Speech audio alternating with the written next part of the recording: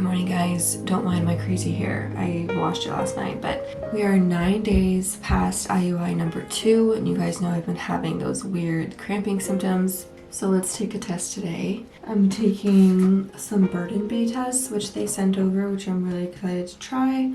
And I'm also taking this Chinese brand that I found on Amazon that other people have said good things about, so. Symptoms this month have been crazy cramping, day 6 past IUI, and that led me to believe that it's implantation. So let's see where we stand.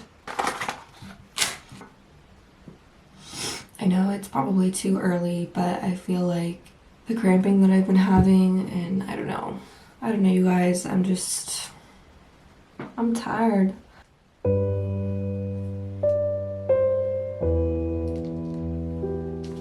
Okay, I think I'm gonna call it negative.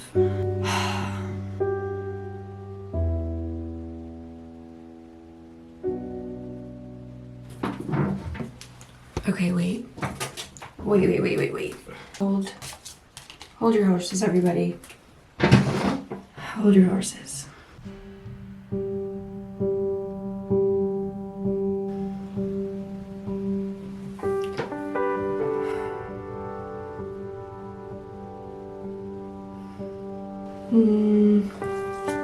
Hold your horses. What is that? On the burden B test, we have a faint line. This is my first time using them, so I have no idea if it's an evap line or on the Chinese brand, we have no line. And this says that the result is 10 MIU per ml, like that's the threshold there. What do I do? What do I do?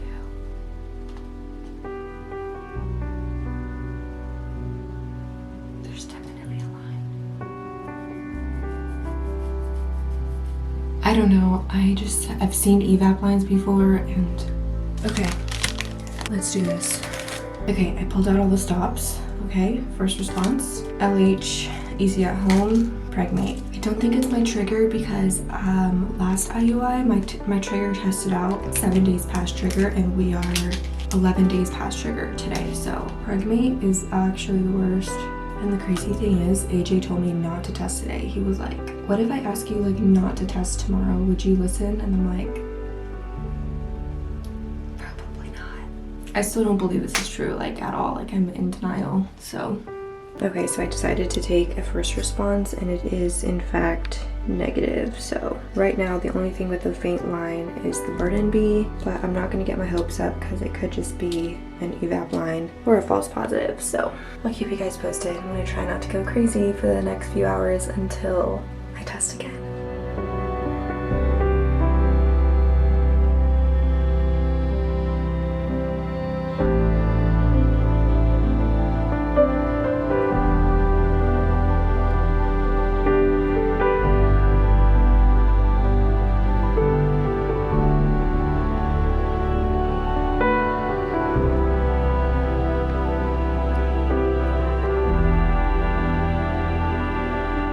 Good morning, it's 10 DPO and we're gonna test again. I tested last evening at like 6 p.m. and it was pretty much negative on the burden B.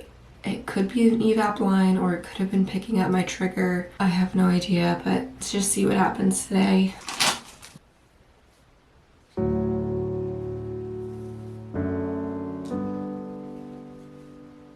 Okay, they're all extremely negative, including the burden B. So I think what happened was that maybe my trigger was still working its way through my system, and the burden B was like catching that because last night's test was negative, so that makes sense.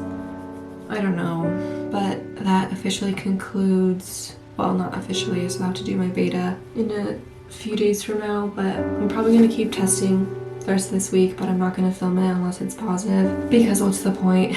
So I'm gonna probably grieve and then move on. So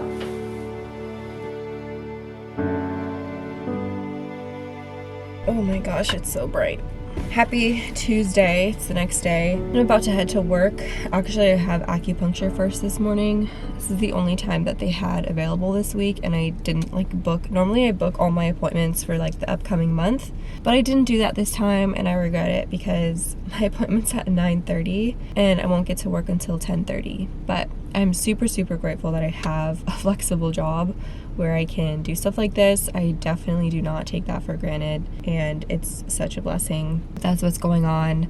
I actually have not cried yet, which is weird. I thought that seeing that positive line and then realizing that I'm not pregnant would be devastating, but for some reason maybe it just hasn't hit me yet, or maybe I'm trying not to deal with it. I've been trying to keep myself busy yesterday with doing various things. I don't know. I do not know, but I'll keep you posted on if I end up breaking down. AJ was really proud of me because he asked me how I was doing when he got home from work yesterday, and I told him I haven't cried yet, and he was super proud of me for that. If you haven't watched our couples Q&A on infertility and marriage, you should definitely check that out. I posted that a couple videos ago, and you can kind of see his thoughts on the whole thing. But yeah, I took a test this morning, 11 DPO. It was stark negative, so I truly think that it was the trigger shot, because the trigger shot is just pure HCG, which is the same hormone that the pregnancy tests for. So last cycle my trigger shot was out of my system 7 days past ovulation, but sometimes it can vary, so I think that the Burden B test picked up a remnant of that trigger shot, which is totally normal. It's just my fault for not testing out my trigger this time, because I figured every single cycle would be the same, but that's not the case. So I just placed an order for some egg bites. I'm gonna go pick those up and eat them on the way to acupuncture, and let's have a good day. Good morning, guys. Happy Thursday. I have off today, and I decided to continue vlogging until I get my baseline results tomorrow afternoon, and then I'll just end the vlog after that. But I might as well keep vlogging. Still haven't cried. I think I know why, but I'll explain that in a future video. But I have something that came in the mail yesterday. Let me turn this light on. So this is our dining room, and I purchased these from Decenio. This one is older. I've had this for a while. I just had it in storage basically, so I brought it back out. And then this is the one that came in yesterday. I loved the wooden frame. I thought I ordered this size, but I actually ordered it smaller, but I think it kind of looks cute to have two of them together. I'm waiting for my bar stools to come in. They should be in tomorrow, so hopefully I can show you guys that. But these, they just don't do anything, right? They're not ugly in any way. They just don't do much. But overall, feeling pretty good. I just got off of an hour and a half FaceTime with my friend Lavi. She lives in a different state, so it was nice to catch up with her. Oh my gosh, I have to tell you this. I just started reading A Court of Thorns and Roses, aka ACOTAR, and it's really, really good. I'm about 45% of the way through, and people are saying that the first book in this series is pretty slow, but I actually like it a lot. I really like the way that she writes. I feel like some authors are so repetitive and redundant with their writing, so one paragraph describes the color of the sky, and I'm like, I just need one sentence or one word that describes the color of the sky. I don't need a whole paragraph, and she's really good at doing that, so every single line is important, and I find myself entranced into this fantasy world. It's a fantasy book, fantasy romance novel, and I really like it. Someone just left this bag on my front door from Florida Health, and it looks pretty official. This is the same kind of paper that was very common in the COVID era. So this is all about mosquito bite protection in Florida. I've never gotten one of these packages. What is this? So it tells you what to do to prevent mosquito bites. I guess if they carry disease, that could be really bad. Another little update, I moved this lamp into the living room here. This was living in Vinny's room for a while, but I realized that once the sun goes towards the west, so anytime after 10:30 a.m., this room is so dark and it really affects my mood. So what I've been doing is keeping that dining room light on and keeping this lamp on just to kind of brighten it up a little bit. It makes a big difference. I know it kind of is silly, but to me, it just totally affects my mood. And I've also been thinking thinking of doing some pendant lighting here. So let me know what you guys think of doing like 2 pendants over the island. We do have the wiring for it already. Okay, outfit of the day. We have this gator sweatshirt. This is the size large. I am actually dropping off the size medium at the post office because I think one of you guys bought it off my Poshmark. My Halara shorts, and then my gator colored Nikes, which coincidentally are also from Poshmark. These are the dimsix style. So I'm a gator girl today. Although this is actually a joke because it's 95 degrees outside, but when I go to Publix, I'm gonna need this. I'm gonna go drop this off, go to the gym, do some kind of cardio, maybe some Stairmaster. AJ is on his running grind. He's training for a race, and I don't know, it's just like inspiring me to do more cardio because he specifically said that he feels the effects of running in a positive way. Like he feels like his day-to-day activities are easier, and I'm like, I wanna feel that. So, but I'm not a runner girl. I am not a runner girl.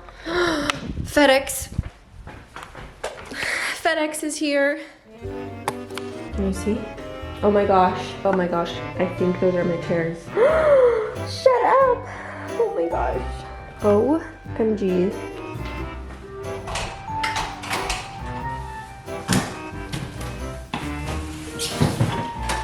Okay, screw everything I just said. I'm gonna build these stools first.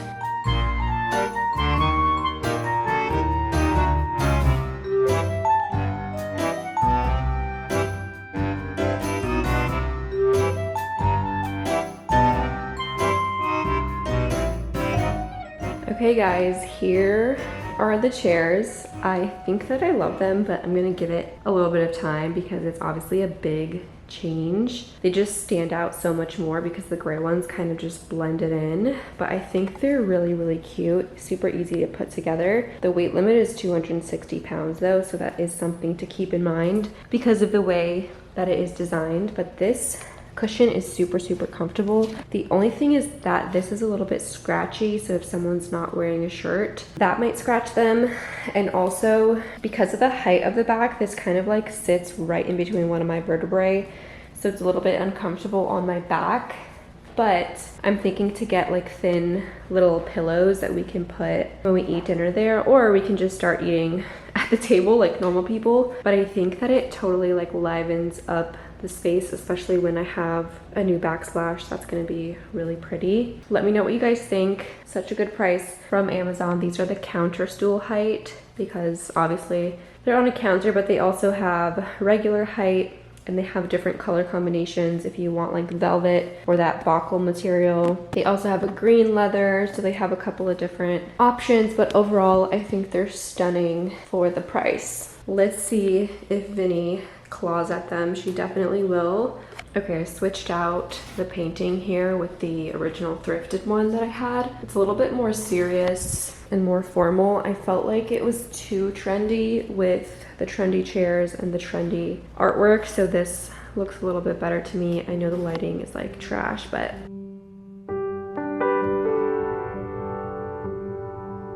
oh my gosh, I have had the worst cycle of my life, and don't mind how I look. My hair is so greasy. It's Friday, 2:30 p.m. This morning I went to do my beta blood draw. Everything was normal, like in terms of like I was feeling okay. Go to work around 9:45. I start having the worst cramps that I've ever had in my entire life. I've always struggled with bad cramps. This was by far the worst I've ever experienced. Pain level 10 out of 10. I had to crawl into the back of my car, lay down on the back seat for 30 minutes after I took 3 Advils. No change after 30 minutes, so I went to the front seat, finally turned the car on. I was sweating the whole time, but I just could not get up.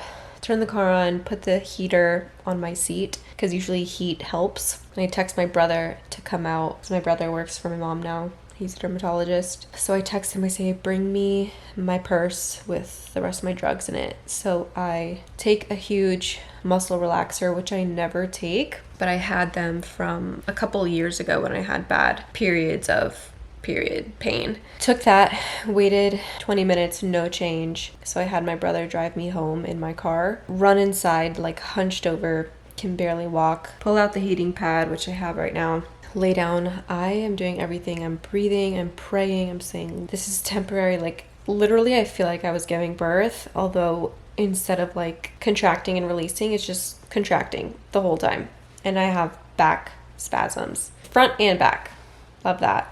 Anyways, they're not going away. They're not going away. I'm texting my mom. What else can I take? I need relief. So she says I can take some Tylenol, and I say, okay, can you please come and give me Tylenol because I cannot get up. I have Tylenol in the kitchen, but I cannot get up. If I get up, it will be so much worse. She comes, she's an angel, brings me food because it's like lunchtime at this point. I take the Tylenol, and finally, about 30 minutes after I take the Tylenol, with combining it with the other drugs, finally have some relief. I'm still in pain, but it's tolerable and I can like move around a little bit. And now it's 2:30 and this started at 9:30, and I don't know if it's endometriosis or what. It's something that I've always struggled with on and off, but this one just took the cake, and it's really sad and frustrating, especially going through infertility because it's so obvious that something is wrong and we just don't know what it is. Also, I just got a call from my nurse and my HCG beta